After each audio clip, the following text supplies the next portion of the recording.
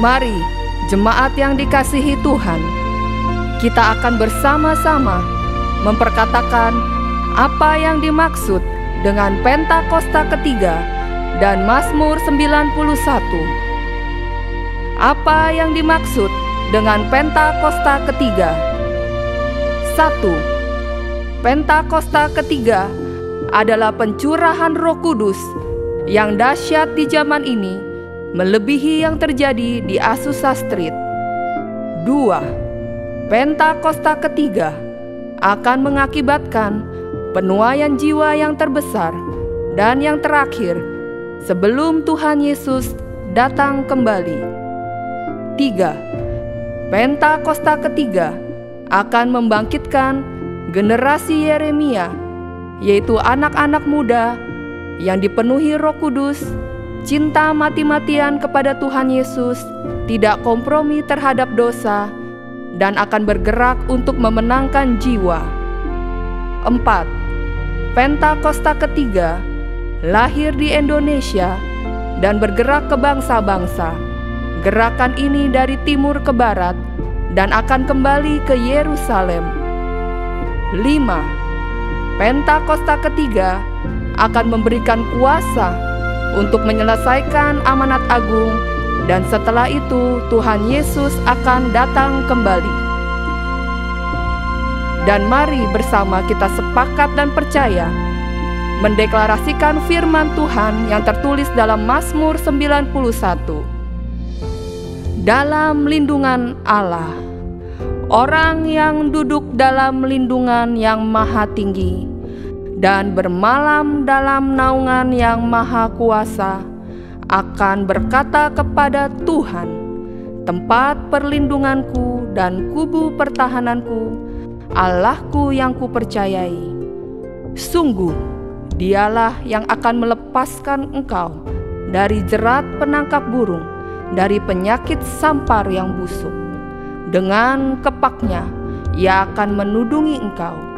Di bawah sayapnya engkau akan berlindung. Kesetiaannya ialah perisai dan pagar tembok. Engkau tak usah takut terhadap kedahsyatan malam, terhadap panah yang terbang di waktu siang, terhadap penyakit sampar yang berjalan di dalam gelap, terhadap penyakit menular yang mengamuk di waktu petang. Walau 1.000 orang rebah di sisimu dan 10.000 di sebelah kananmu, tetapi itu tidak akan menimpamu. Engkau hanya menontonnya dengan matamu sendiri dan melihat pembalasan terhadap orang-orang fasik. Sebab Tuhan ialah tempat perlindunganmu, yang maha tinggi telah kau buat tempat perteduhanmu. Malapetaka tidak akan menimpa kamu, dan tulah tidak akan mendekat kepada kemahmu. Sebab malaikat-malaikatnya akan diperintahkannya kepadamu untuk menjaga engkau di segala jalanmu.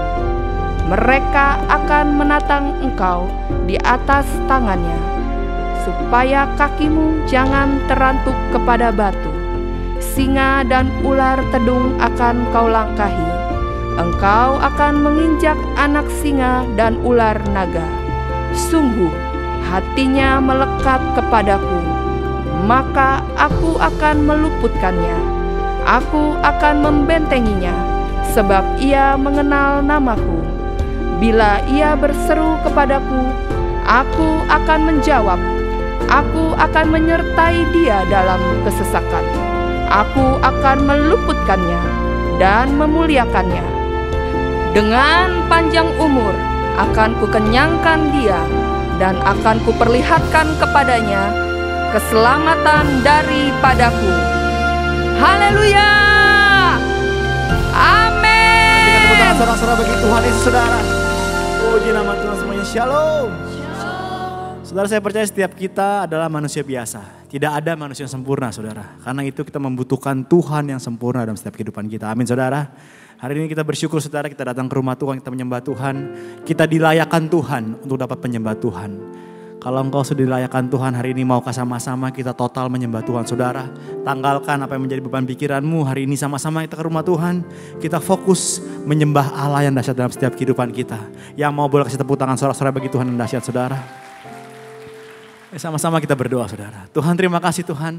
Tak henti-hentinya kami bersyukur padamu Tuhan Yesus. Terima kasih untuk keluarga kami.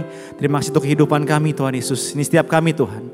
Kami datang menyembah Engkau Tuhan Yesus. Terima kasih Engkau melayakkan setiap kami untuk melayani Engkau. Untuk sama-sama menyembah Engkau tempat ini Tuhan Yesus. Terima kasih Tuhan. Kami siap menyembah Engkau di dalam nama Tuhan Yesus. Yang siap menyembah Tuhan sama-sama kita katakan. Amin. Terima kasih Tuhan Yesus.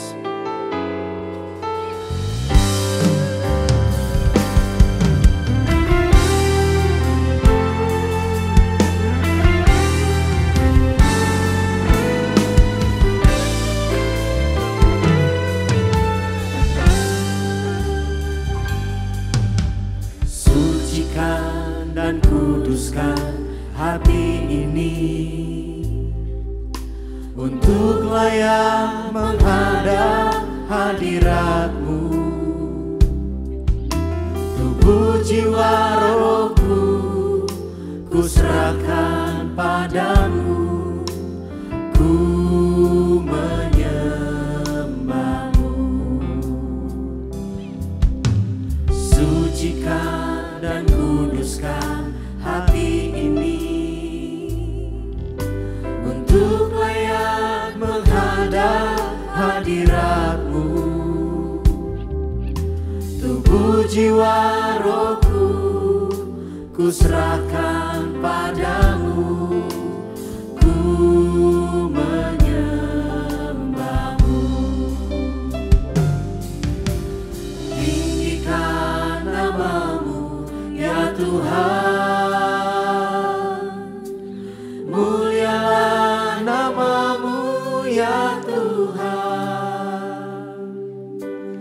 Tiada lain seperti Engkau ya Allahku, besar kuasa-Mu. Tiada lain seperti Engkau ya Allahku, besar kuasa-Mu.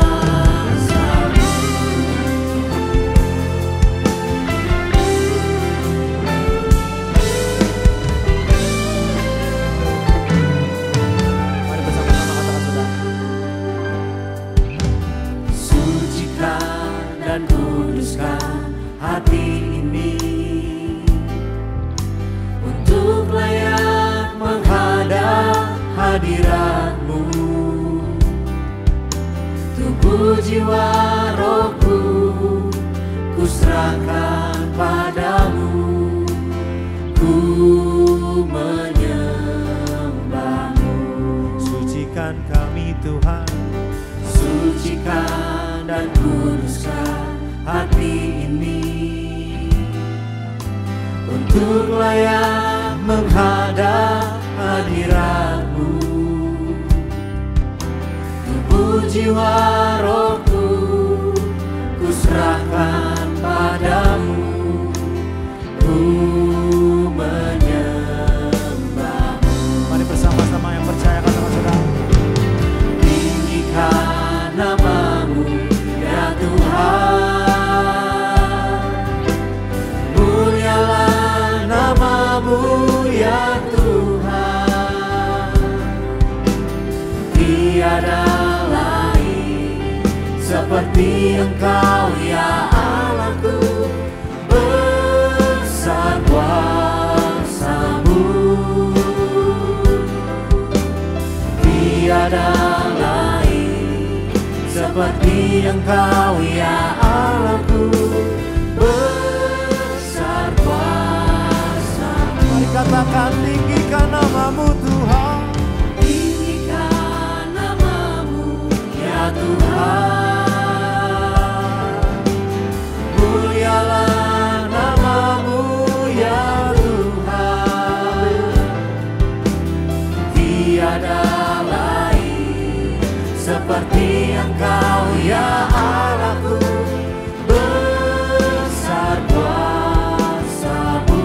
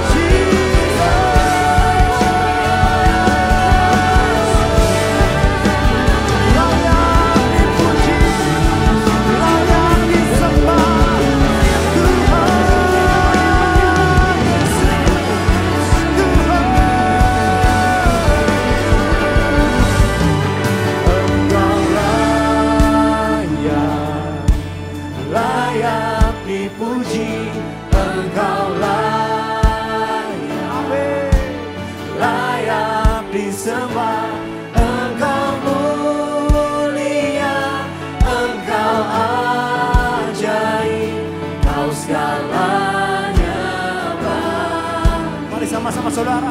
Mari angkat tanganmu katakan. Engkau layak dipuji, Engkau layak disembah, Engkau mulia, Engkau ajaib, Kau segalanya bagi. Katakan engkau layak, Engkau layak dipuji, Engkau layak disembah, Engkau mulia, Engkau ajaib, Kau segalanya mari dikatakan engkau layak Tuhan. Engkau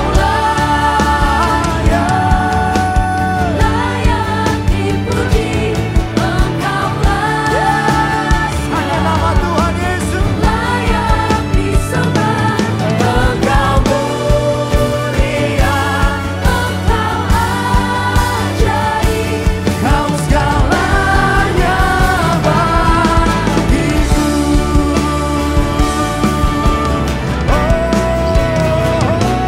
Engkau layak dipuji, Engkau layak disembah, Engkau mulia, Engkau ajaib, Kau segalanya Engkau layak. Engkau layak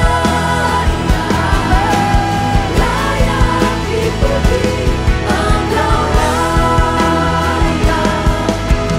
layak disembah, Engkau mulia, Engkau ajaib, Kau segalanya. Mari saudara, angkat kedua tanganmu saudara. Come on, tiga katakan. Engkau layak. Come on.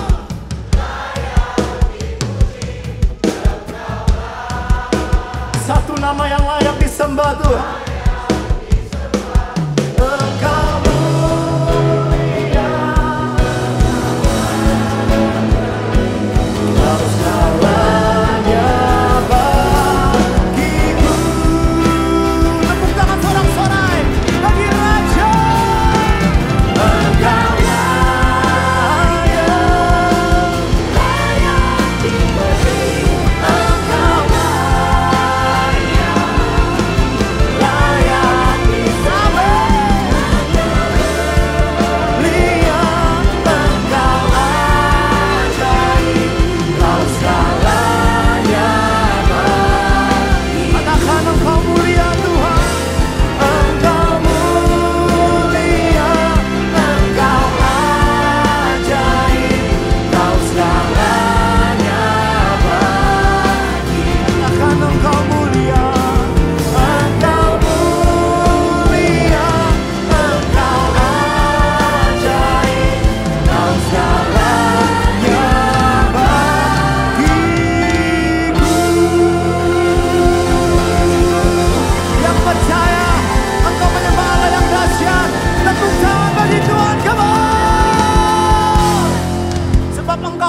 layak kami sembah Tuhan.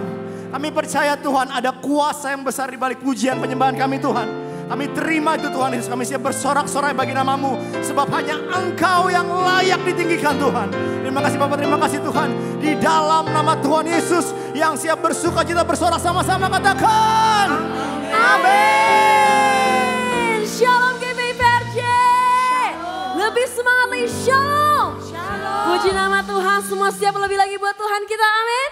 Yang siap kasih tepuk tangan yang meriah buat Tuhan kita. Come on. Woo.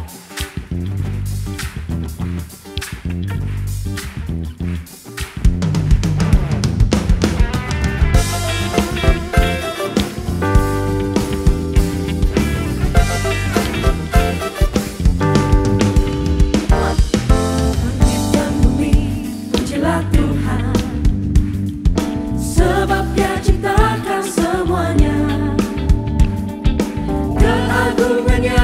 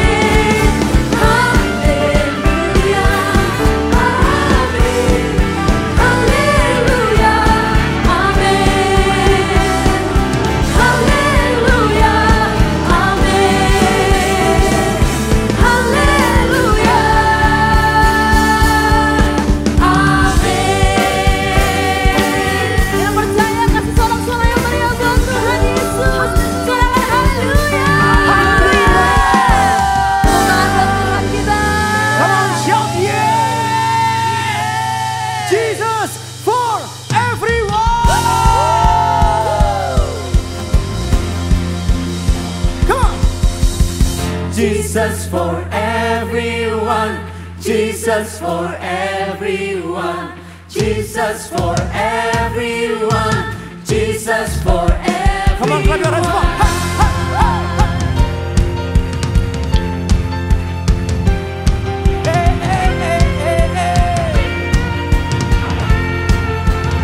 Sama-sama katakan. This is our time in declaring your name. We're strong in the power of your mind. Together we stand, joining our hands, till every knee bows down, every tongue confess. Here we are, God, to glorify your name. Here we are, to magnify your Lord. Come on. Jesus, Jesus, we will shout your name. Everyone from every nation. Jesus, Jesus, name above all names. Your kingdom come and your will be. Jesus, Jesus, we will shout your name. Everyone from every nation. Jesus, we will shout your name. Your kingdom come and Come on, say sama-sama, come on. Jesus, Come on. Jesus, we will shout your name to everyone from every nation.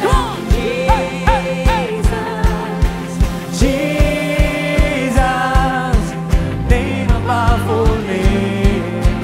Kingdom, Sekali lagi ya. 1, 2, 3, say. Jesus, Jesus, we will shout your name to everyone from every Come on, say Jesus.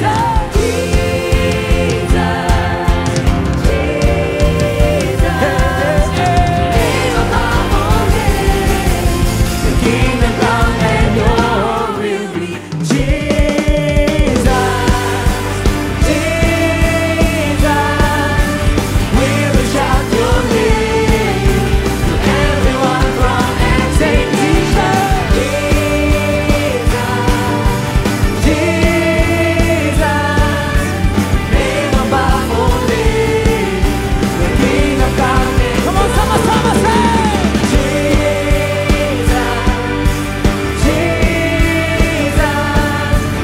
we will shout your name to everyone from every nation. Jesus, name above all names. The kingdom come and your Sama-sama, say. Jesus for everyone. Jesus for everyone. Jesus for everyone. Tunjuk kanan kiri ya, katakan sama-sama, come on, say. Jesus for everyone. Jesus for everyone. Jesus for everyone. Jesus for everyone. Hey, hey, hey. Praise the Lord, oh my soul. Come on, come on. Praise the Lord. Angkat tanganmu sama-sama, come on. Praise the Lord, oh my soul. Praise the Lord, oh my soul. 1, 2, 3, say. Praise the Lord, oh my soul. Praise the Lord, Come on, say Jesus for everyone, come on. Jesus for everyone.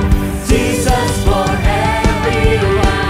Jesus for everyone. Jesus for Tepuk tangan semua, come on. Jesus for everyone. Jesus for everyone. Jesus for everyone. Jesus for everyone. Jesus for everyone.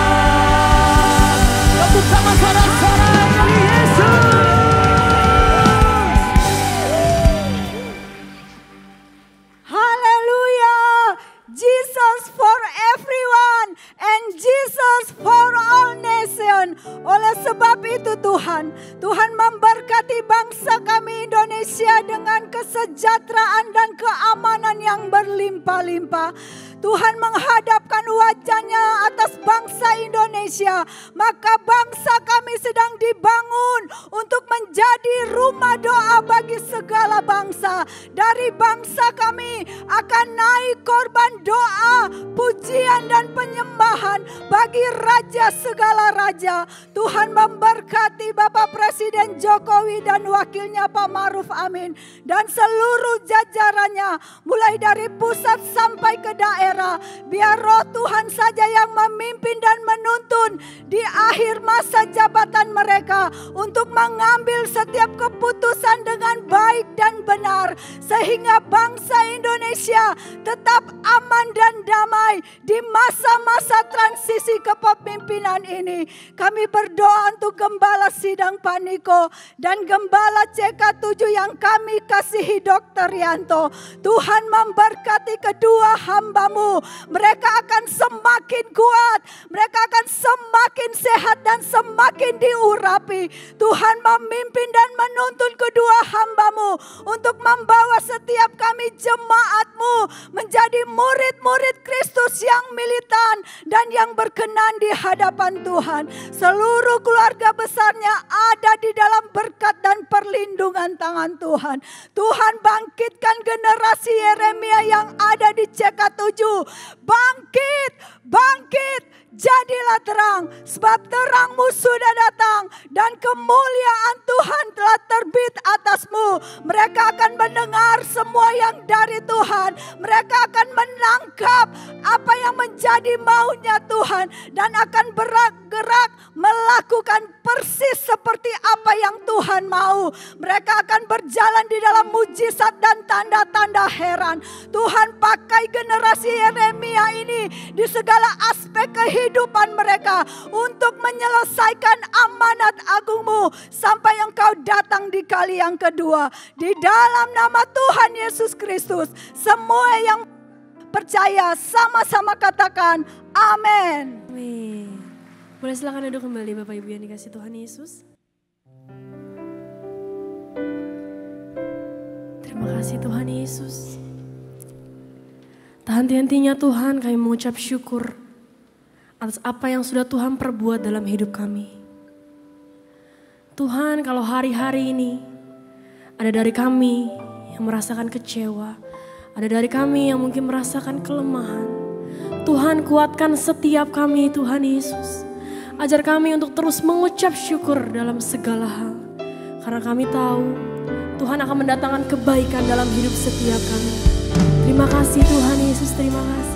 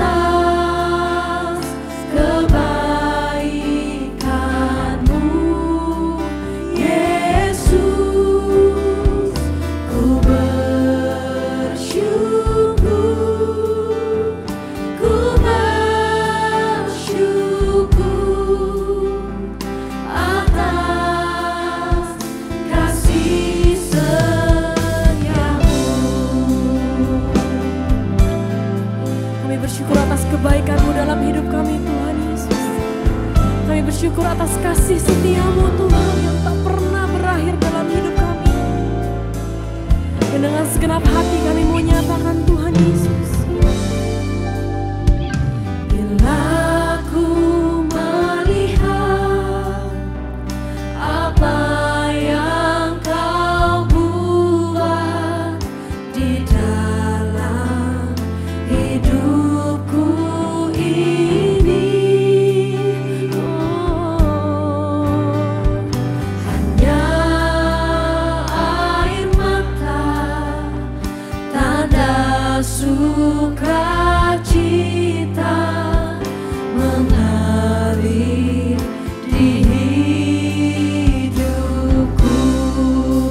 Kami bersyukur, ku bersyukur, ku bersyukur atas kebaikan-Mu, Yesus.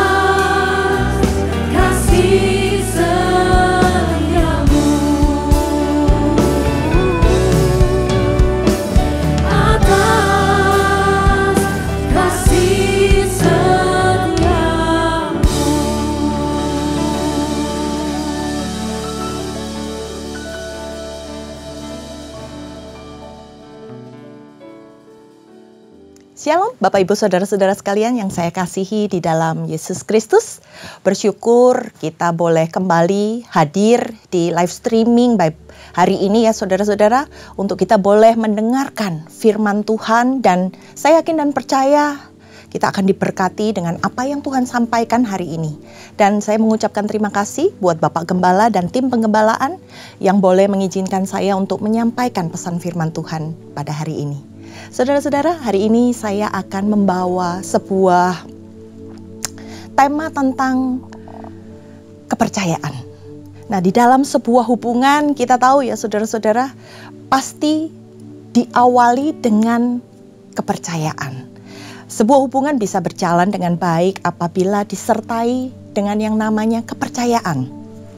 Mulai dari awal sampai perjalanan akhir harus senantiasa kepercayaan ini dilakukan oleh kedua belah pihak, antara yang dipercaya dan yang mempercayai saudara-saudara. Sehingga saya kasih tema judul hari ini adalah Being Trusted atau dapat dipercaya. Kita datang tiap minggu ke gereja, kita mengikuti live streaming untuk beribadah kepada Tuhan. Dan ketika kita beribadah itu kita melakukannya dengan iman yang tertuju kepada Tuhan. Ada rasa percaya kepada Tuhan. Dan kita yakin bahwa Tuhan itu berkuasa, berdaulat atas hidup kita. Kita datang kepada Tuhan dengan iman kita. Sehingga saudara-saudara, kita dapat menyembah Tuhan. Kita bisa dapat diberkati oleh firman Tuhan. Kita dapat merasakan bahwa kehidupan kita itu benar-benar penyertaan Tuhan itu sempurna. Demikian juga Tuhan saudara-saudara. Dia telah memberikan kepercayaan pada setiap kita, pada saya dan saudara, untuk kita boleh menjadi umat pilihannya. Amin. Nah, dalam hubungan suami istri pun juga begitu saudara-saudara. Harus ada sebuah kepercayaan. Ketika Anda menikah dengan pasangan Anda, pasti kita berharap bahwa kita bisa saling mempercayai. Kita tahu bahwa pasangan yang kita pilih ini adalah pasangan yang terbaik, yang kita yakin kita bisa menjalankan kehidupan kita bersama-sama, membangun sebuah rumah tangga bersama dengan pasangan kita. Nah, yang ambil bagian saudara-saudara dalam kehidupan membangun rumah tangga bukan hanya istrinya saja, tetapi juga bersama dengan suami. Demikian juga sebaliknya, bukan hanya suaminya saja, tetapi untuk membangun, memperkokoh sebuah rumah tangga harus di dalam kerjasama antara suami dan istri. Kedua belah pihak itu harus mengambil bagian di dalam membangun rumah tangga.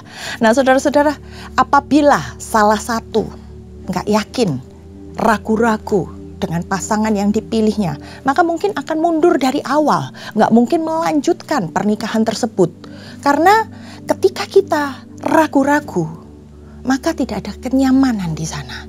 Tetapi ketika kita yakin, ketika kita percaya, maka saya yakin dan percaya segala sesuatunya dapat kita lewati dengan baik. Saya terinspirasi dengan sebuah cerita kisah pasangan suami istri saudara-saudara. Bagaimana mereka itu mengalami goncangan di dalam pernikahan mereka di awal mereka menikah. Nah, yang saya ketahui bagaimana sang suami ini selingkuh dengan perempuan lain. Padahal mereka baru saja membangun rumah tangga, mereka baru saja dikaruniai seorang anak. Tapi kenyataan yang mereka hadapi adalah mereka harus terguncang karena sesuatu yang tidak diinginkan. Mereka menikah, pasti tujuannya ingin merasakan kebahagiaan dalam mereka hidup bersama. Tapi kepercayaan yang seharusnya menjadi sebuah dasar di dalam pernikahan itu dirusak dengan adanya perselingkuhan dari sang suami. Dan dalam kehidupan ini kita tahu saudara-saudara, kita ada yang namanya pilihan. Pilihan untuk membuat keputusan apa yang akan kita lakukan ketika kita menghadapi masalah.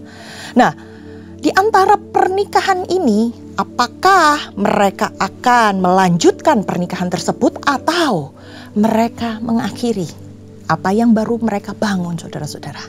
Mereka masih di usia muda, Jadi sama-sama mereka masih belum punya banyak pengalaman dalam bidang rumah tangga. Mereka juga masih belum paham tentang seluk-beluk apa yang harus dilakukan ketika permasalahan itu datang. Nah, mereka juga punya yang namanya ego masing-masing, pendapat masing-masing ya saudara-saudara. Sehingga mereka bingung untuk memutuskan apakah ini harus dipertahankan atau diselesaikan sampai di sini saja. Nah, dari sisi pikiran si istri saudara-saudara, sulit untuk mengampuni atau menerima kembali sang suami yang telah menodai pernikahan mereka. Sulit rasanya. Tapi dia juga berpikir, ini adalah orang yang Tuhan percayakan di dalam kehidupan saya.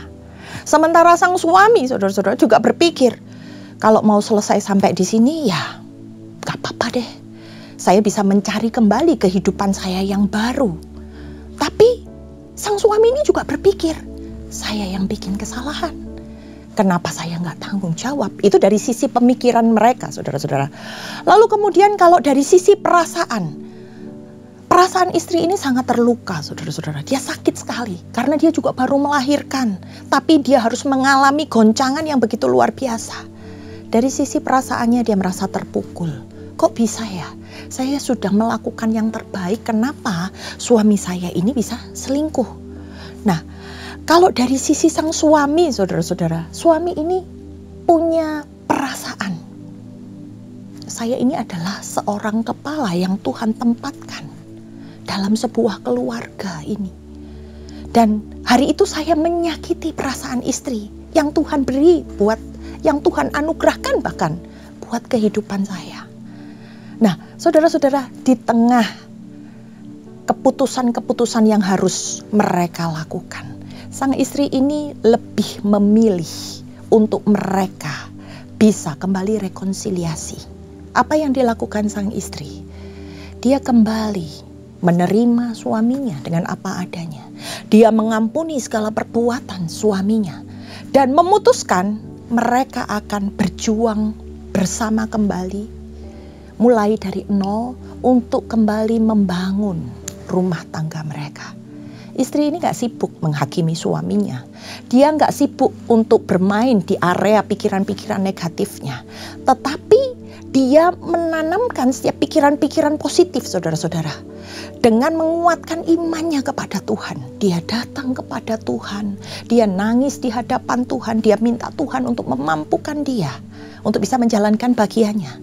Karena seorang istri itu adalah penolong bagi suaminya. Dia berpikir dia harus menolong suaminya untuk suaminya bisa berubah menjadi suami yang bertanggung jawab.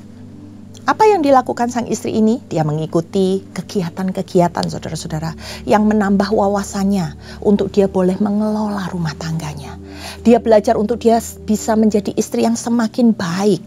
Dia mengikuti kegiatan-kegiatan rohani, di mana kegiatan-kegiatan rohani itu mengajarkan bagaimana untuk memiliki kualitas hubungan yang baik, bagaimana untuk menjadi seorang istri yang baik.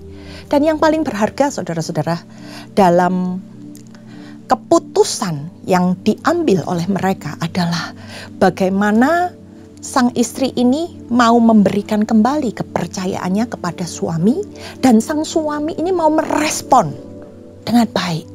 Dia mau mengambil kepercayaan itu dan berjanji akan bertanggung jawab sebagai seorang suami, sebagai seorang leader. Sehingga kita tahu ayat firman Tuhan yang mengatakan kasih menutupi segala hal. Memang gak mudah, saudara-saudara. Tapi mereka sama-sama berkomitmen. Mereka mau menerima, mereka mau menjaga kepercayaan masing-masing. Sehingga setiap halangan apapun mereka berhasil terobos, saudara-saudara. Dan sampai hari ini mereka bisa menjalankan rumah tangga mereka dengan baik. Setiap sikap, perbuatan, kebiasaan-kebiasaan yang tadinya mungkin menjadi pemicu di dalam masalah rumah tangga mereka diubahkan. Mereka sama-sama saling berkomunikasi. Bagaimana cara untuk mereka temu di dalam titik tengah sehingga mereka bisa menjadi pasangan yang lebih baik. Ada pengorbanan yang dilakukan oleh mereka berdua. Bukan hanya dari sang istri tetapi juga sang suami.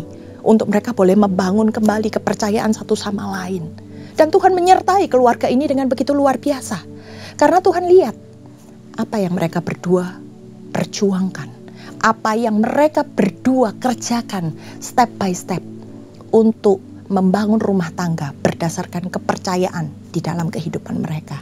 Nah, kalau kita lihat dari bahasa Inggrisnya, saudara-saudara, kata percaya itu ada disebut dengan dua kata. Yang pertama adalah believe. Believe itu adalah ketika menerima suatu hal sebagai hal yang benar, meskipun tanpa adanya bukti, tapi percaya aja, believe. Nah, saudara-saudara, kita percaya, kata percaya itu dibuat untuk menjadi dasar, saudara-saudara. Ketika kita believe, ketika kita percaya sesuatu, kita tahu kalau itu benar, walaupun tanpa kita menyelidiki dan melihat hasil akhirnya. Tetapi ada satu kata lagi, yaitu trust. Trust itu adalah ketika kita percaya kepada seseorang atau kepada satu hal, baik itu atas kebenarannya, kemampuannya, maupun keandalannya, kita bisa percaya. Trust. Nah, kalau trust ini, saudara-saudara, dari awal kita sudah yakin dengan apa yang ada dalam kepercayaan kita ini. Kita yakin bahwa apa yang kita percaya ini dapat kita andalkan. Apa yang kita percaya mampu untuk menyelesaikan. Jadi ketika trust itu dibangun, saudara-saudara, apapun yang terjadi, Anda bisa mempercayai hal tersebut.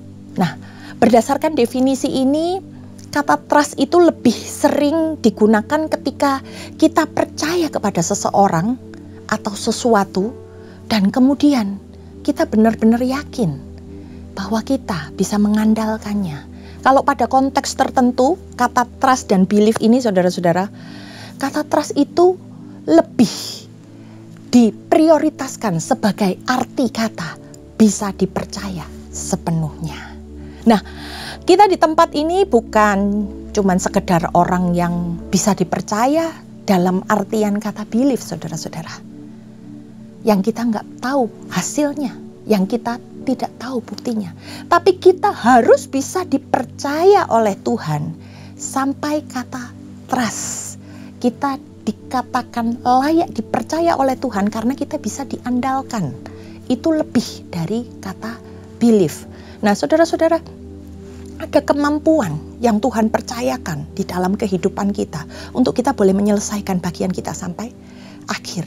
Nah, untuk setiap orang-orang yang dipercayakan mengerjakan tugas, ada tugas yang Tuhan titipkan, saudara-saudara, dalam kehidupan kita, di mana ada penyertaan Tuhan, ada kemampuan yang daripada Tuhan. Tuhan mau bekerja melalui kita untuk menyatakan kemuliaannya. Saya mau ajak kita semua untuk melihat satu orang tokoh Alkitab yang bernama Musa. Musa ini dipercaya Tuhan untuk melakukan satu hal, misi khusus, yaitu menyelamatkan bangsa Israel dari tanah Mesir. Musa ini bukan orang yang hebat, saudara-saudara. Musa juga bukan orang yang kuat, tapi kalau kita tahu, Musa ini orang berdosa. Musa itu boleh dikatakan orang yang punya banyak kelemahan. Tapi saudara-saudara, ketika itu Tuhan hampiri Musa. Setelah dia melakukan sebuah kesalahan di Mesir dan dengan membunuh seorang budak di sana, kemudian Musa melarikan diri ke tanah Midian. Tapi dikatakan di dalam Alkitab, Tuhan menemukan Musa kembali ketika dia berada di dalam masa pelariannya. Justru di situ Tuhan mencari dan menemukan Musa untuk diutus, diberikan tugas. Musa diminta untuk kembali ke tanah Mesir, dan Musa diminta untuk menyelamatkan, mengeluarkan orang-orang Israel dari sana.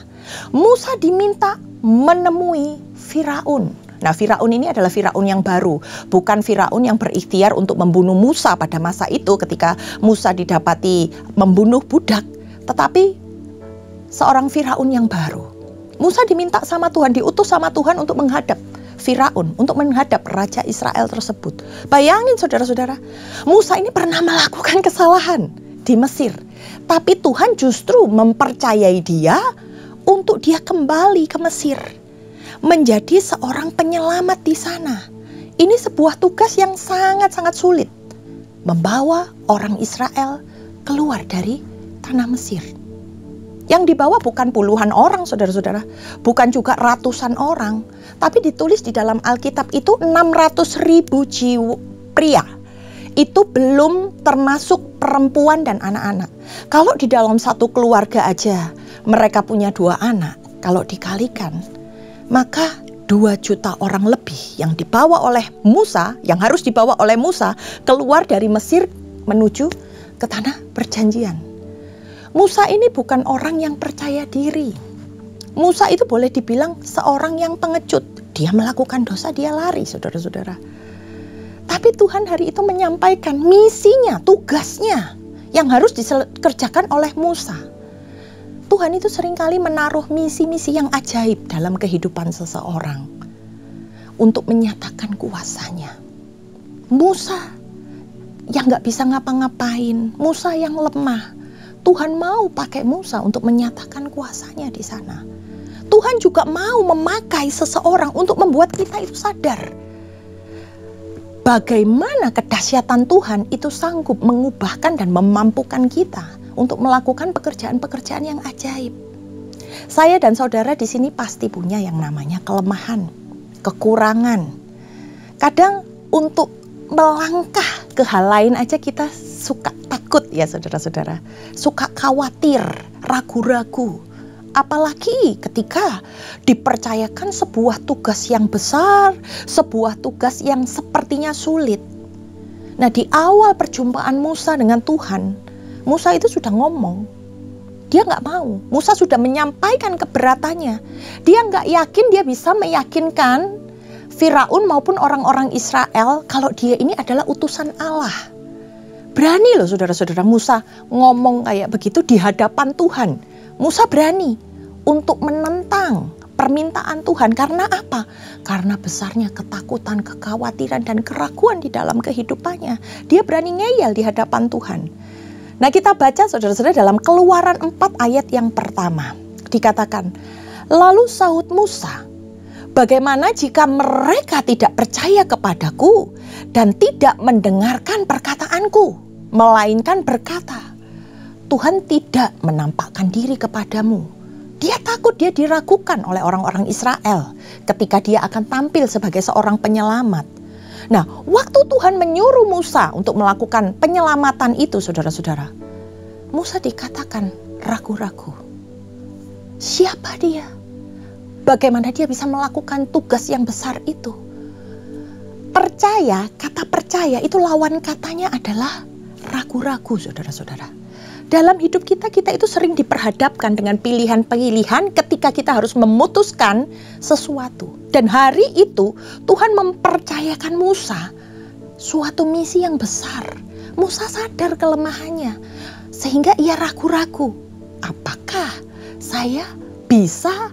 Apakah saya mampu melakukannya? Dia aja waktu itu sedang ada di dalam masa pelariannya. Sedang menjauhkan diri dari tanah Mesir. Karena dia melakukan kesalahan. Tapi di sana Tuhan kembali. Tuhan meminta dia untuk menyelamatkan umat Israel. Kadang gak masuk akal saudara-saudara. Apa yang Tuhan inginkan di dalam kehidupan kita. Dan apa yang dialami Musa hari ini. Seringkali juga kita alami hari-hari ini. Ketika kita harus menempuh jalan yang berbeda. Ketika kita harus memutuskan hal-hal krusial yang menjadi permasalahan. Di mana di situ disediakan pilihan yang harus kita pilih.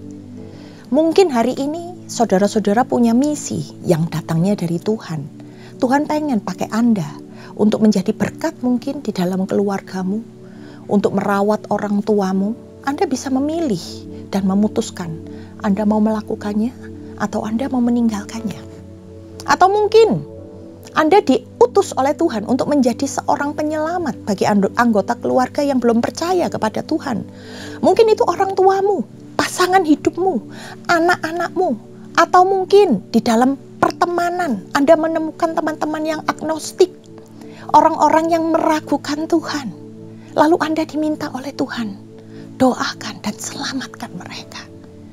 Atau bisa jadi Anda sedang diberi misi khusus oleh Tuhan, dipanggil untuk menjadi pelayan Tuhan, tapi Anda masih maju, mundur, takut, ragu-ragu, mungkin takut terjerumus ketika Anda masuk terlalu dalam.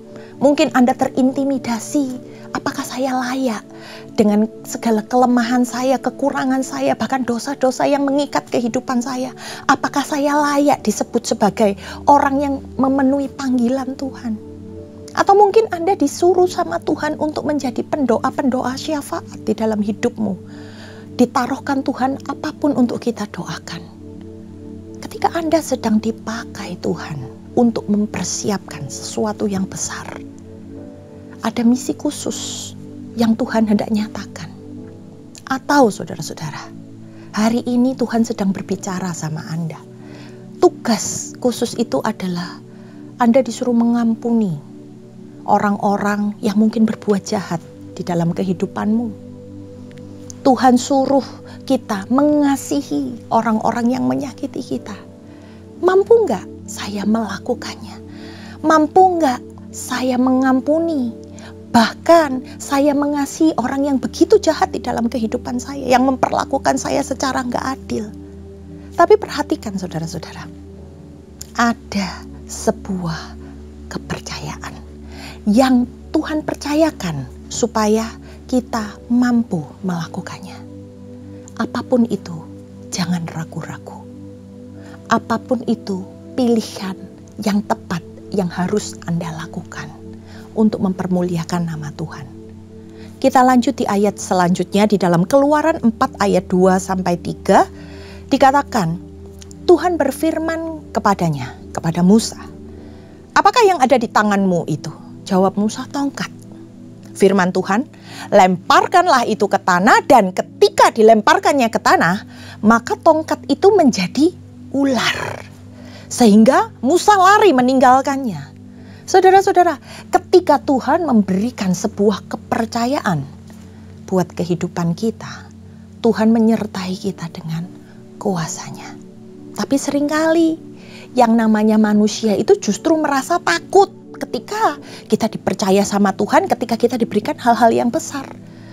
Padahal Tuhan kasih kita alat, saudara-saudara. Kasih tongkat sama Musa. Tongkat ini berbicara tentang otoritas, kekuasaan. Tongkat itu terbuat dari kayu yang bentuknya panjang, padat, dan kuat, saudara-saudara. Nah, bagaimana Tuhan bisa membuat sebuah mukjizat yang luar biasa melalui tongkat ini ketika dilemparkan bisa menjadi seekor ular. Nah, di sini kita lihat lagi saudara-saudara, kelemahan dari Musa. Apa yang Musa lakukan? Lari. Ketika dia melihat tongkat itu berubah menjadi ular, Musa lari saudara-saudara. Padahal waktu itu kalau saudara-saudara perhatikan, dia sedang bersama dengan Tuhan. Tapi dia tetap lari, dia tetap takut. Itu kelemahan dia. Bukankah itu juga seringkali terjadi di dalam kehidupan kita? Berapa kali Tuhan sudah menunjukkan mukjizatnya, menunjukkan kuasanya di dalam hidup kita. Berapa kali, tapi kita masih tetap gak percaya tentang kebesaran Tuhan. Bahwa Tuhan itu sanggup memampukan kita untuk menjadi orang yang Tuhan bisa percaya. Saudara-saudara, Tuhan titipkan kepada saya dan saudara yang namanya talenta. Talenta ini bisa kita gunakan sebagai alat untuk menunjukkan kebesaran Tuhan di dalam hidup kita. Seberapa banyak di antara kita yang pandai di dalam mengajar, pandai di dalam bercerita, pandai menyaksikan segala perbuatan Tuhan yang ajaib. Ketika kita dipanggil sebagai pengajar oleh Tuhan, sebagai seorang pengkhotbah, atau mungkin kita dititipi talenta sama Tuhan untuk bisa main musik, untuk bisa menyanyi dengan suara yang baik, untuk bisa performance di depan banyak orang. Atau mungkin di antara kita dipercayakan oleh Tuhan bisa mengkoordinir acara-acara, event-event yang menarik sehingga bisa membawa orang itu datang. Atau mungkin kita punya talenta apapun yang Tuhan hari ini percayakan dalam kehidupan kita. Saya cuma katakan, jangan lari dari apa yang sudah Tuhan percayakan dalam genggaman kita. Just do it. hanya lakukan, jangan lari. Di ayat selanjutnya dalam Keluaran 4 ayat yang keempat sampai yang kelima. Tetapi firman Tuhan kepada Musa, ulurkanlah tanganmu dan peganglah ekornya. Lalu Musa mengulurkan tangannya, ditangkapnya ular itu lalu menjadi tongkat kembali di tangannya. Supaya mereka percaya, kata Tuhan, bahwa Tuhan Allah nenek moyang mereka, Allah Abraham, Allah Ishak dan Allah Yakub telah menampakkan diri kepadamu. Dari ayat ini berbicara apa? Tuhan itu ngajarin saudara-saudara cara untuk bagaimana kita menguasai diri. Untuk mengalahkan ketakutan Musa, Tuhan ajarin, pegang ekor ular tersebut. Dan yang harus kerjain siapa? Musa. Musa yang harus memberanikan diri untuk dia pegang ekor ular tersebut. Sehingga ular ini bisa menjadi tongkat kembali. Musa harus memberanikan dirinya untuk menaklukkan apa yang menjadi ketakutan dalam hidupnya. Dan itu harus Musa lakukan. Dan Tuhan menyertainya. Tuhan selalu ngajari teknik-tekniknya. Ketika Tuhan mempercayakan kita suatu hal, teknik adalah cara bagaimana kita menaklukkan A, menaklukkan B, setiap medan-medan yang harus kita taklukkan. Dan itu banyak berbicara tentang kelemahan kita, saudara-saudara. Apa yang menjadi kelemahan kita hari ini? Apa yang menjadi ikatan-ikatan atau dosa yang membelenggu hidup kita? Ketakutan kita. Tuhan ingin kita sendiri berani untuk melepaskannya. Dan step by step, Tuhan pasti tuntun kita. Asal kita nggak bimbang, asal kita nggak ragu-ragu, asal kita mau mengerjakan apa yang menjadi bagian kita. Dan dikatakan Musa sendiri memegang, bukan dibantu oleh Tuhan, tapi Musa sendiri harus mengalahkan ketakutannya hari itu. Nah, yang jadi bagian kita adalah melakukannya. Sisanya Tuhan yang akan membuktikan kuasanya.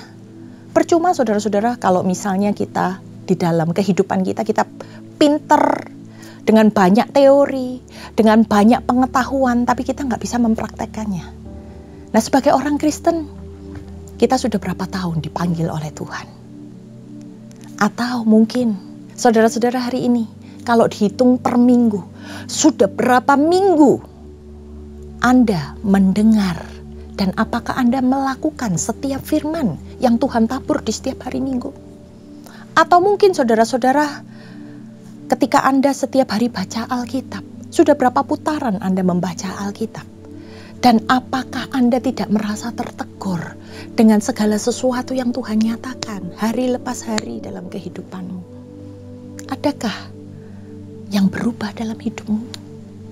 Ketika Tuhan minta kita untuk kita bisa dipercaya, being trusted, saudara-saudara, untuk melakukan hal-hal yang mustahil, kita sering takut nangkep kelemahan kita itu.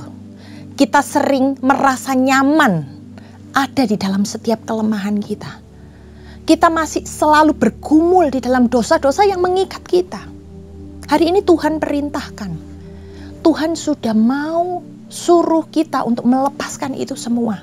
Dan Tuhan ajari kita teknik-tekniknya, cara-caranya gimana untuk kamu bisa dipercaya oleh Tuhan, untuk kita bisa melakukan bagian kita. Jangan cuman belajar, cuman ngeliat, cuman dengerin, tapi praktekkan, lakukan. Supaya mereka yang ada di luar sana tahu bahwa Tuhan itu bekerja melalui hidup kita. Kita lanjut di ayat yang selanjutnya, saudara-saudara. Di Keluaran 4 ayat 6 sampai 8. Dikatakan lagi firman Tuhan kepadanya. Ini mujizat lagi yang Tuhan suruh Musa lakukan. Dikatakan masukkanlah tanganmu ke dalam bajumu. Dimasukkannya tangannya ke dalam bajunya. Dan setelah ditariknya keluar, maka tangannya kena kusta. Putih seperti salju. Sesudah itu firman Tuhan bilang lagi, masukkanlah tanganmu kembali ke dalam bajumu. Musa nurut, saudara-saudara. Musa masukin tangannya kembali ke dalam bajunya. Dan setelah dia tarik keluar, maka tangan itu pulih kembali seperti seluruh badannya.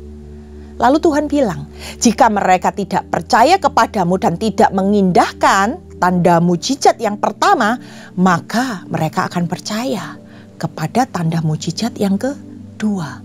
Nah, di sini kita lihat saudara-saudara, Tuhan itu selalu menyiapkan hal-hal lain untuk membuat kita bukan hanya believe, tetapi bisa dipercaya, trust, supaya kita tahu bahwa kita ini adalah orang-orang yang dapat diandalkan sama Tuhan.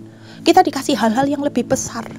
Kalau tadinya Tuhan menggunakan tongkat Musa, suruh lempar lalu menjadi seekor ular.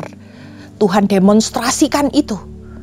Tapi hari itu, yang kedua, Tuhan suruh apa yang melekat pada anggota tubuh Musa, yaitu tangannya.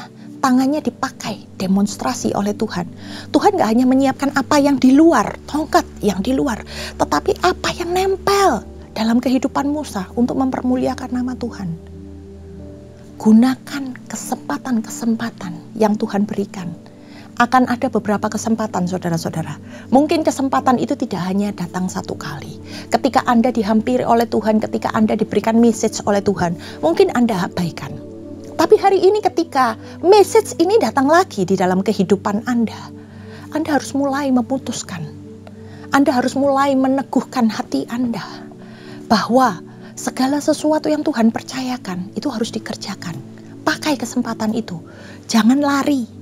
Jangan kabur saudara-saudara, jangan ragu-ragu, atau bahkan jangan mengulur-ngulur waktu, tarsok-tarsok. Besok aja Tuhan, besoknya lagi besok aja Tuhan. Tapi pastikan untuk Anda mau berdiri, melangkah maju, step by step untuk mengerjakan apa yang Tuhan taruh dalam kehidupan kita. Karena ada masanya, Tuhan bisa marah, Tuhan bisa bosen nungguin kita saudara-saudara.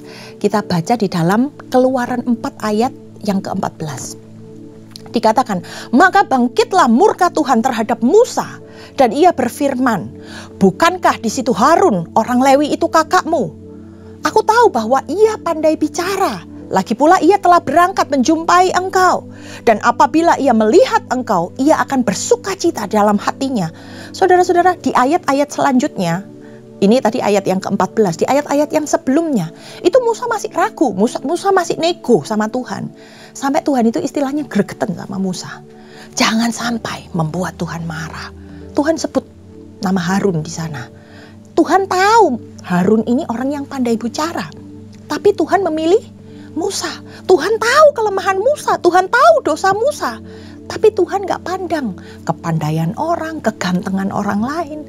Tapi Tuhan mempercayai orang-orang yang layak untuk dipercaya, orang-orang yang bisa diandalkan oleh Tuhan. Orang-orang yang mau memperlihatkan kuasa Tuhan melalui hidupnya. Sebagai anak-anak yang dipercaya Tuhan, saudara-saudara, kita punya tugas dan panggilan. Berbeda panggilan kita masing-masing. Ada yang mungkin akan dipakai Tuhan dalam panggilan di keluarganya. Ada mungkin dipakai oleh Tuhan dalam gereja. Ada yang mungkin hendak dipakai untuk menyelamatkan lingkungan atau komunitasnya ketika Anda bergabung dengan KUL. Ada sesuatu yang Tuhan mau percayakan di sana. Atau mungkin saudara-saudara, di pertemanan Anda, di dunia sekuler, Tuhan ingin memakai Anda. Yuk kita mulai lebih peka. Dan kita mau mengerjakan, kita mau keluar dari zona nyaman kita untuk mengerjakan misi khusus dari Tuhan. Tuhan sudah kasih kita talenta, Tuhan sudah kasih kita kemampuan.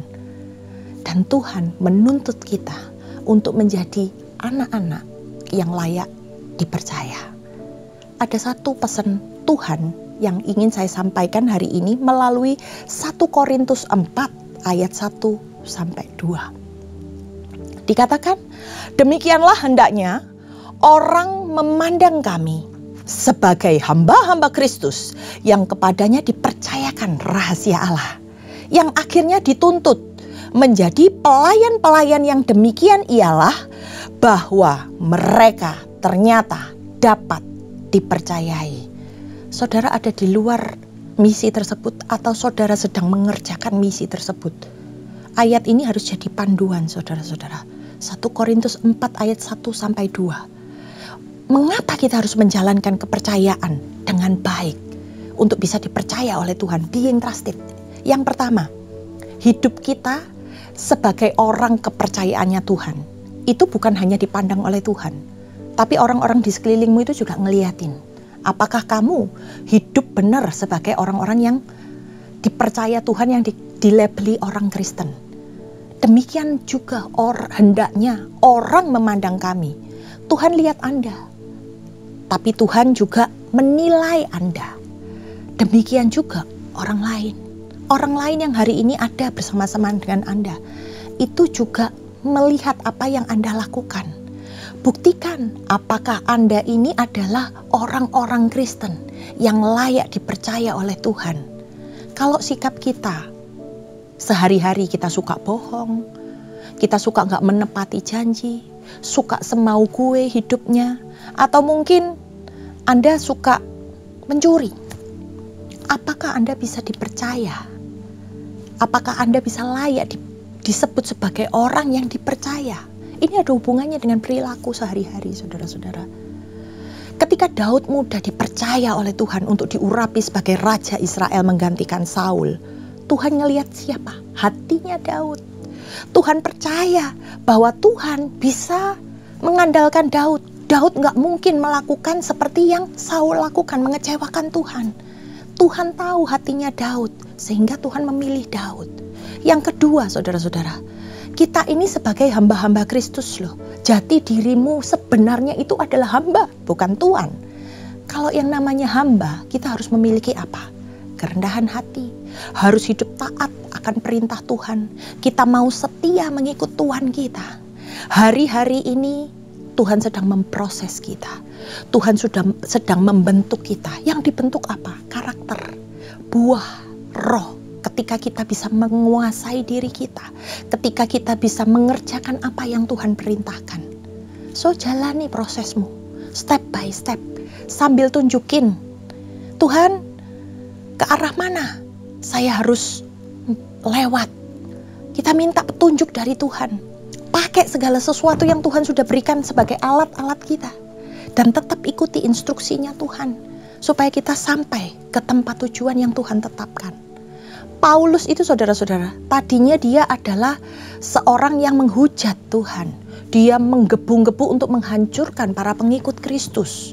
Dikatakan dia pahlawan yang radikal oleh orang-orang Yahudi karena dia benar-benar melakukan tugasnya begitu luar biasa. Kelihatannya dia berhasil menjalankan misinya untuk membunuh para pengikut Kristus. Tapi saudara-saudara, ketika Tuhan panggil dia masuk di dalam prosesnya sebagai hamba Tuhan. Kehidupannya berputar 180 derajat. Dia menjalani kehidupan barunya dimulai dari titik nol. Dia benar-benar menjadi hamba yang dapat dipercaya oleh Tuhan. Dia rela menderita sebagai pengikut Kristus dan nama Tuhan dipermuliakan melalui hidup Paulus. Kemudian ayat selanjutnya berkata, yang kepadanya dipercayakan rahasia Allah. Rahasia Allah itu apa? Bahwa begitu besarnya kasih Allah akan dunia ini, maka Allah ingin menyelamatkan manusia dari kebinasaan. Tuhan mau selamatkan umatnya, tapi gak semua mau diselamatkan, gak semua mau percaya Tuhan. Tugas saya dan saudara adalah untuk meyakinkan mereka bahwa nih lihat orang yang sudah dipercaya Tuhan untuk diselamatkan. Ketika kita menunjukkan sesuatu yang baik, maka mereka pun yang ragu-ragu, mereka pun yang masih lari-lari, mereka akan melihat bagaimana kita ini dipercayakan rahasia Allah dan mereka bisa belajar untuk mengerti rahasia tersebut. Kita lihat dari kehidupan Petrus, seorang rasul, saudara-saudara. Tadinya dia hanya sekedar percaya sama Yesus melalui apa yang Yesus ajarkan, Yesus perkatakan. Ketika dia ada bersama-sama dengan kehidupan Yesus, mungkin kalau istilah makan itu dia baru cuman ngunyah apa yang Yesus sampaikan, apa yang Yesus perkatakan. Belum menelan, saudara-saudara. Belum merasakan. Tetapi begitu dia melihat Yesus yang rela mati di kayu salib dan menepati janjinya setelah 3 hari Yesus bangkit dari antara orang mati. Petrus melek matanya, saudara-saudara. dia melihat bahwa ini adalah rahasia besar yang harus aku nyatakan, yang harus aku sampaikan sampai seluruh bumi ini tahu bahwa Yesus bukan hanya guruku, tetapi Yesus adalah Sang Mesias, Anak Allah yang harus kita sembah. Itu mengubah kehidupan Petrus setelah dia memahami bagaimana rahasia Allah itu dinyatakan. Dan yang terakhir saudara-saudara, untuk menjalankan kepercayaan dengan baik, Tuhan mempercayai kita dengan menuntut kita untuk mengerjakan apa yang sudah dipercayakannya. Jangan membuat Tuhan menunggu, jangan membuat Tuhan kecewa, apalagi marah. Lakukan bagianmu selangkah demi selangkah. Anda harus maju, kita harus bergerak. Kerjakan apa yang jadi bagian kita, maka Tuhan akan mengerjakan apa yang menjadi bagiannya. Dan ingat saudara-saudara, Tuhan bukan jin di mana kita tinggal menunggu aja dan Tuhan bergerak. Tapi kita harus menjadi orang-orang yang bergerak di dalam Tuhan. Kita nggak bisa diem aja, kita harus mengerjakan sesuatu. Dan Tuhan akan menaungi kita dengan kuasanya. Tuhan nggak pernah salah dalam memilih orang. Ketika Tuhan tahu kita mampu, ketika Tuhan tahu kita sanggup, maka Tuhan akan menyertai setiap kita sampai kita boleh menyelesaikan bagian kita. Saya tutup dengan satu quote. Trust in what you love, continue to do it, and it will take you where you need to go. Kata-kata ini saudara-saudara begitu luar biasa. Percayalah pada apa yang Anda cintai. Ketika kita bilang, saya mencintai Tuhan, percayalah bahwa hari ini Anda dipercaya oleh Tuhan dan Anda dilayakkan oleh Tuhan. Untuk apa? Untuk terus melakukan apa yang jadi maunya Tuhan. Dan itu akan membawa kemana Anda harus pergi. Mari kita tutup ibadah hari ini dengan doa. Bapa, kami mengucap syukur ya Bapa, kalau kami boleh belajar untuk dipercaya oleh Tuhan. Dan biar segala sesuatu ya Tuhan yang disampaikan oleh pesan firman Tuhan ini meneguhkan hati kami, menguatkan setiap kami, dan memampukan kami untuk mengerjakan bagian kami. Hal besar kecil yang Tuhan percayakan, kami percaya Tuhan mampukan. Dan inilah kami Tuhan, hamba-hamba-Mu, layakkan kami ya Bapa, sertai kami sampai akhir hidup kami menang, kami boleh melakukan segala sesuatu dan mempermuliakan nama Tuhan. Terima kasih Tuhan Yesus, hanya di dalam nama Tuhan Yesus memberkati. Amin.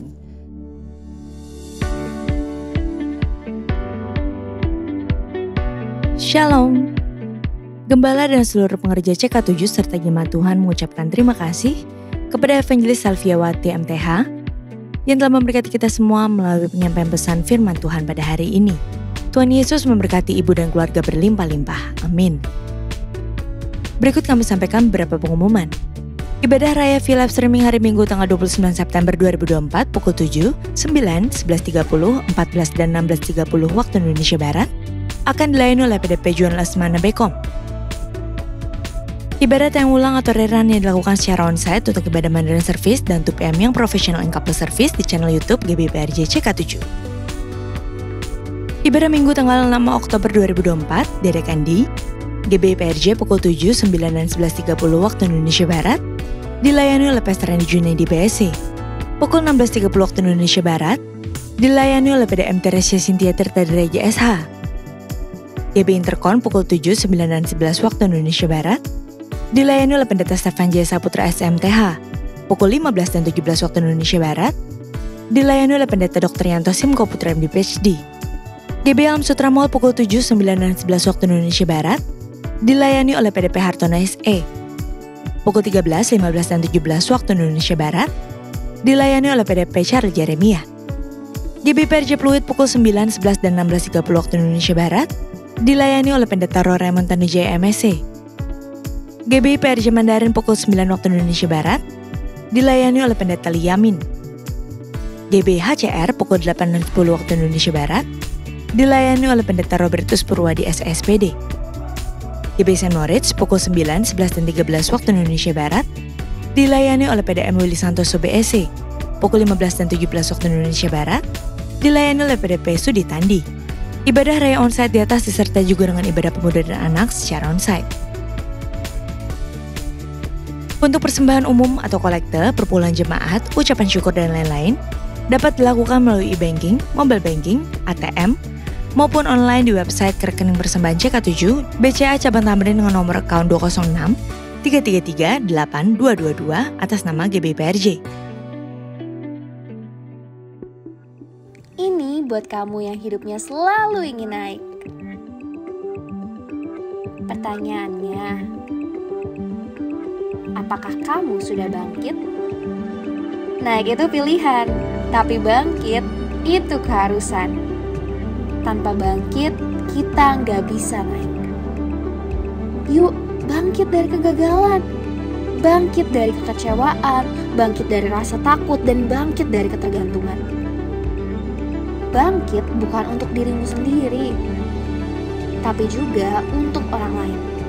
Bangkit untuk keluargamu, bangkit untuk teman-temanmu, dan bangkit untuk generasimu. Bangkit, sehingga melalui cerita hidup kamu, ada nama Tuhan yang dipermuliakan. Bangkit, tapi kali ini bareng Tuhan ya. Rise up, light up. Presence 24, rise.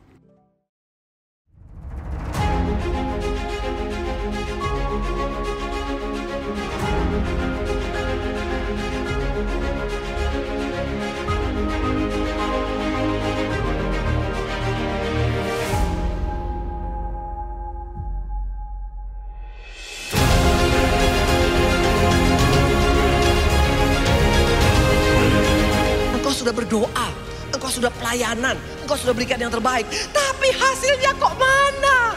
Kok makin ada penyakit, makin suami masalah, makin utang banyak, makin pelayanan macet. Tetap doa puasa. Ini yang dikatakan iman yang dewasa.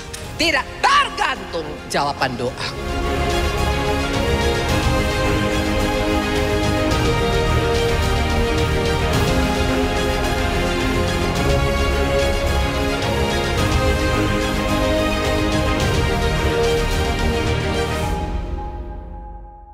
Penyertaanmu sempurna, rancanganmu penuh damai. Saya ingin membawa sebuah teknologi ke dunia rohani. Karena saya ada di dunia pelopor XR lah di Indonesia ini, saya coba masuklah gitu ke dalam satu konser rohani yang saya lihat selama ini mungkin belum pernah ada berteknologi.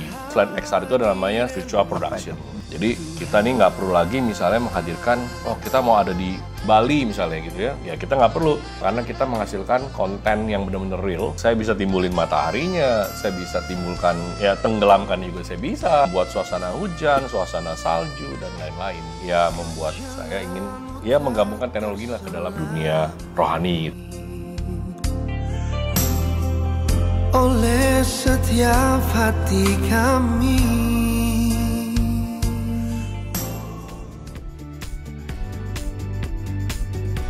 Untuk info lengkap seluruh kegiatan GBIPRJ CK7, maka Bapak Ibu dapat follow sosial media GBIPRJ baik di Instagram, TikTok, Facebook maupun Twitter.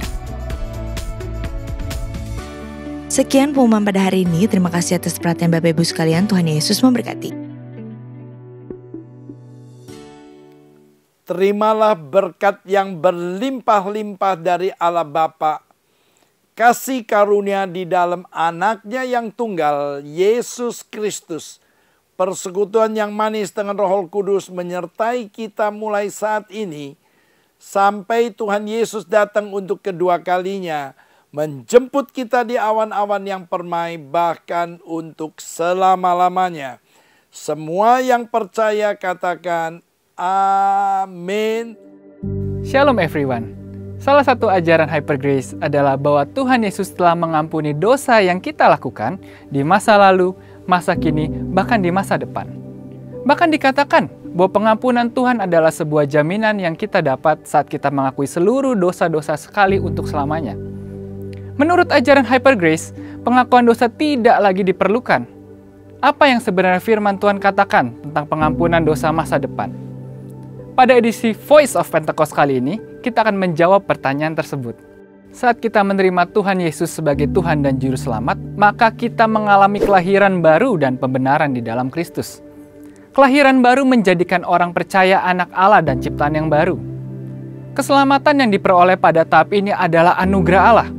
Bukan karena usaha manusia, tapi semata hanya karena iman kita kepada Kristus.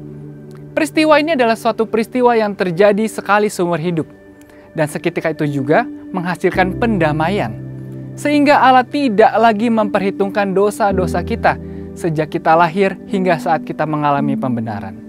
Dan kita memasuki babak baru dalam perjalanan rohani kita sebagai orang percaya yang kita kenal dengan istilah pengudusan atau sanctification.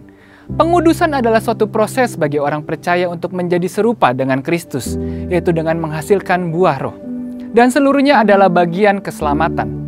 Jadi, keselamatan adalah proses yang terjadi terus-menerus sejak kita mengenal Yesus, menerima Yesus, dan melekat kepadanya dengan menjadi murid yang setia sampai kita menjadi sama seperti Yesus. Puncak dari proses pengudusan adalah pemuliaan atau glorification, di mana ini adalah akhir dari perjalanan hidup orang percaya di dunia. Dan Tuhan akan memberikan tubuh yang baru, yang dibebaskan dari kehadiran dosa dan kepada setiap orang percaya yang setia sampai garis akhir. Mungkin sebagian dari kita pernah mendengar pernyataan, lahir baru itu sekali, tetapi pertobatan itu harus setiap hari. Mengapa kalau kita diselamatkan oleh kasih karunia melalui iman kepada Kristus, kita tetap harus menjadikan pertobatan sebagai gaya hidup? Tentu alasannya karena orang percaya masih dapat jatuh ke dalam dosa. Kita dapat melihat kisah-kisah di Alkitab bagaimana orang percaya pun masih bisa jatuh ke dalam dosa. Dan ia tetap perlu mengakui dosanya sehingga pengampunan dari Tuhan turun. Di dalam 1 Korintus 11 ayat 28-31, Rasul Paulus meminta jemaat Korintus untuk memeriksa atau menguji diri sebelum menerima perjamuan kudus. Karena ada konsekuensi dari dosa. Dalam hal ini disebutkan menjadi lemah, sakit, bahkan meninggal. Bagi mereka yang belum memeriksakan dirinya dan memohon ampun dari Tuhan atas dosa-dosanya. Kalau mereka sudah diampuni atas dosa masa depannya, dosa yang dilakukan setelah mengalami kelahiran baru, mengapa masih ada konsekuensi dari dosa? Di dalam Ibrani 10 ayat 26-27, penulis surat Ibrani mengatakan bahwa akan ada penghakiman yang mengerikan dan kobaran api yang dahsyat bagi orang yang sengaja berbuat dosa sesudah ia memperoleh pengetahuan tentang kebenaran. Kepada jemaat di Efesus, Pergamus, Tiatira, Sardis, dan Laodikia di kitab Wahyu, Tuhan meminta mereka untuk bertobat dari dosa-dosa mereka agar mereka tidak mengalami penghukuman dan murka Tuhan. Dari contoh-contoh tadi, maka kita dapat melihat bahwa secara tersirat maupun tersurat, orang percaya tetap perlu mengakui dosa sebagai tanda penyesalan jika jatuh dalam dosa, serta bertobat dan tidak melakukan dosa itu lagi. Selain itu, tidak ada satu ayat pun di dalam Alkitab yang mengatakan bahwa dosa masa depan atau dosa yang belum dilakukan sudah diampuni oleh Tuhan. Sehingga orang percaya tidak perlu lagi bertobat dan mengakui dosanya sepanjang kehidupan rohani mereka. Pengampunan dan kasih karunia selalu tersedia bagi anak-anaknya yang sungguh-sungguh mau bertobat. Pengakuan dosa kita kepada Tuhan bukanlah usaha untuk mempermurah kasih karunia Tuhan. Akuilah dosa di hadapan Tuhan, bertobatlah sungguh-sungguh, dan kelegaan dari Tuhan akan turun kepada kita. Untuk penjelasan lebih lengkapnya dari tim teologi kami, silakan buka link yang ada di atas atau scan QR code yang tersedia. Tuhan Yesus memberkati. Jesus for everyone.